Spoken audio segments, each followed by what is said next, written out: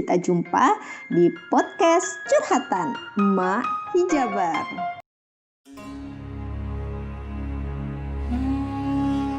Abu Dzar bagian kedua.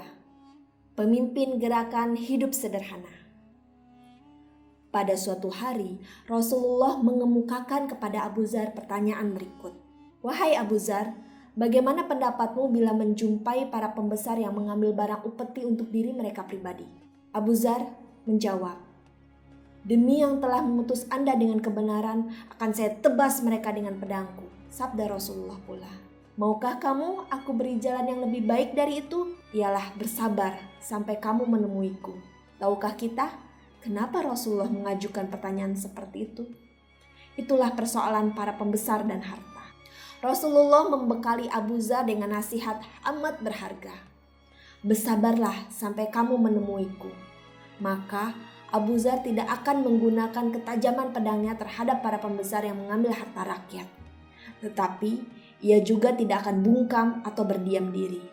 Memang Rasulullah melarangnya untuk menebas leher mereka. Tetapi beliau tidak melarangnya menggunakan lidah yang tajam demi membela kebenaran. Setelah lewat masa Rasulullah SAW, disusul masa Khalifah Abu Bakar, kemudian masa Khalifah Umar. Saat masa kedua khalifah ini, para pejabat dan pembesar masih bisa dijinakan dari godaan hidup dan fitnah pemecah belah. Ketika itu, tidak ada penyelewengan yang mengakibatkan Abu Dzar bangkit menentang dengan suaranya yang lantang serta kecaman pedas. Telah berlaku pada pemerintahan Amirul Mukminin Umar, keharusan hidup sederhana dan menjauhi kemewahan serta keadilan bagi pejabat dan pembesar Islam. Tidak ada seorang pun di antara pejabatnya, baik di Irak, Syria, San'a, ataupun negeri yang letaknya jauh sekalipun. Pejabat tidak memakan pangan mahal yang tak terjangkau oleh rakyat biasa. Seandainya ada pun, langsung selang beberapa hari berita itu akan sampai kepada Umar. Perintah keras pun dilakukan dengan memanggil pejabat bersangkutan menghadapi khalifah di Madinah untuk menjalani pemeriksaan super ketat. Tenang, tentram, dan damailah Abu Dzar selama pemerintahan Khalifah Umar. Kehidupan Abu Dzar tidak diganggu oleh kepincangan-kepincangan seperti penumpukan harta dan penyalahgunaan kekuasaan. Adanya pengawasan ketat Khalifah Umar bin Khattab terhadap para pejabat dan pembagian harta yang merata telah memberikan kelegaan dan kepuasan pada diri Abu Dzar. Dengan demikian, ia dapat fokus dalam beribadah kepada Allah dan berjihad di jalannya. Akan tetapi, setelah Khalifah Umar meninggal, terasa ada kehampaan dalam kepemimpinan.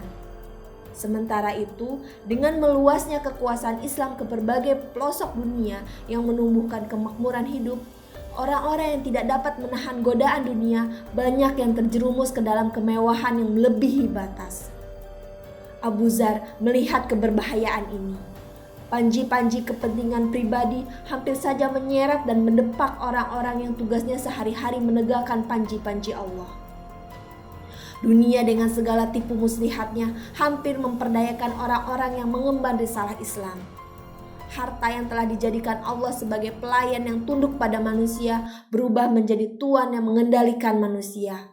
Ini terjadi kepada siapa? Kejadian wafat sahabat-sahabat Nabi Muhammad SAW sampai ada yang menggadaikan baju perang. Padahal masih ada gundukan upeti dan harta rampasan perang. Di sana ada orang yang memonopoli dan terbenam dalam kemewahan. Jabatan yang seharusnya amanah untuk dipertanggungjawabkan beralih menjadi alat merebut kekuasaan, kekayaan, dan kemewahan. Abu Dzar melihat semua ini. Ia tidak memikirkan apakah itu menjadi kewajiban dan tanggung jawabnya. Ia langsung menghunuskan pedang dan menentang masyarakat yang telah menyimpang dari Islam. Abu Dzar teringat dengan wasiat Rasulullah padanya dulu. Maka dimasukkannya kembali pedang itu ke dalam sarungnya. Karena tidak sepantasnya ia mengacungkan pedangnya ke wajah seorang muslim. Bismillahirrahmanirrahim. Dan tiada hak bagi seorang mukmin untuk membunuh mukmin lainnya kecuali karena keliru, tidak sengaja. Terjemahan Quran Surat An-Nisa ayat 92.